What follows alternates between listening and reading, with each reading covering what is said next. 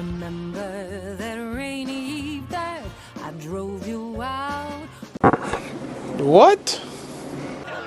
Mwah! 23 skidoo. I bid you adieu.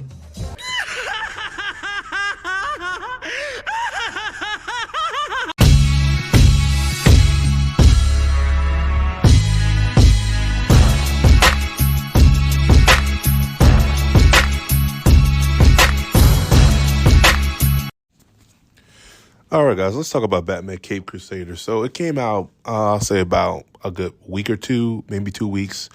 I saw the show as entirely. It was a little bit different. I didn't think Amazon was really going to release all these episodes out at once.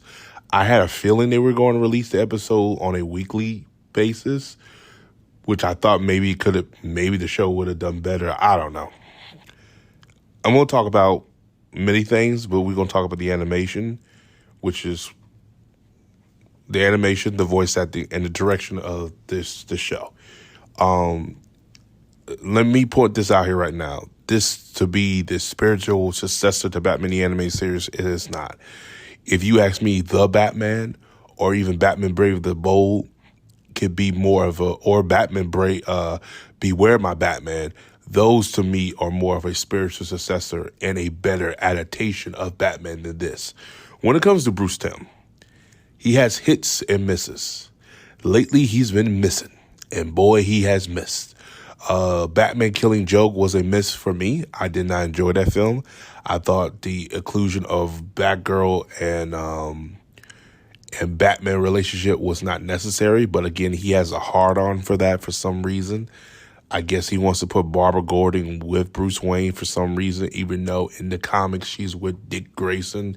He has a hard-on for that, and Batman has enough women he can be with. But that's exactly what's going to happen in the next season. But let's talk about the animation. The animation of whole was okay. Nothing great. Nothing spectacular. It is what it is. Is it better than Batman the Animated Series? To me, it's not. Maybe to other people it is, but to me, it's not. The voice acting could be good to great. I thought the voice acting was great. I even thought the actor who played Bruce Wayne, he did a good enough job that you can tell he's trying to get a Kevin Conroy voice, but still good enough job. And I thought he did pretty good. I thought they were going to get Troy Baker to do it, but no, they got this other voice actor, which, like I said, he did a good job.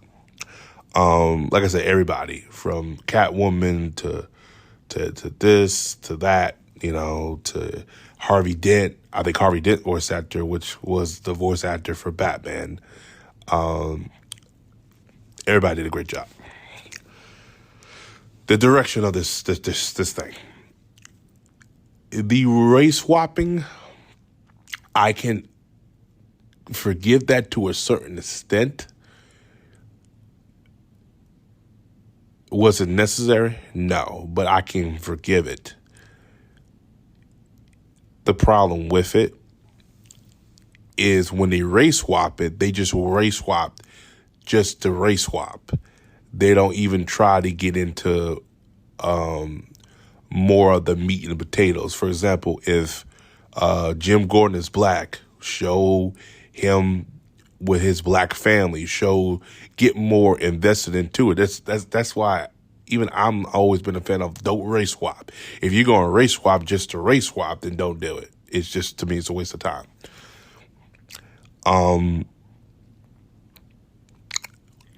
The race swapping with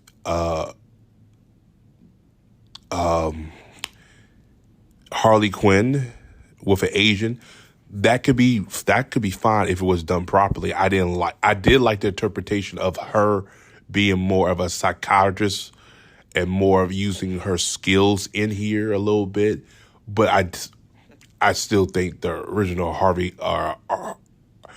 Quinn was better than this. That's just my opinion. The biggest race swap they did in here was the Penguin. Was not necessary. Not at all. When you have all these other females, like a Poison Ivy, a Catwoman, Harley Quinn, X, Y, and Z, you don't have to race swap characters. Penguin, he doesn't need to be race swapped. Make him he's a male. Make him a male. And I saw 2 reviews. I saw Grace Randolph review. And Grace Randolph went from being saying it was becoming a sausage fest towards the end. And I'm looking like, not really. They had a lot more women characters in the show. The race swap is not necessary to certain characters, but that's Grace Randolph. So I expected that from Grace Randolph. But the one I didn't expect was Double Toasted. Corey Holtman. And most of you guys probably know him, who he is. He actually was okay with this. I was not okay with this. This does not make sense on any form of the imagination when you have already women characters out there in the Batman role gathering you can use. Like a Poison Ivy, like a Catwoman, like a Harley Quinn, like a Magpie that the Beware the Batman did. Why can't this show do? You're race swapping for what fucking reason? This was not necessary. If anything, you could probably add Fish fucking Mooney in here from the Gotham TV show if you want to go that fucking far.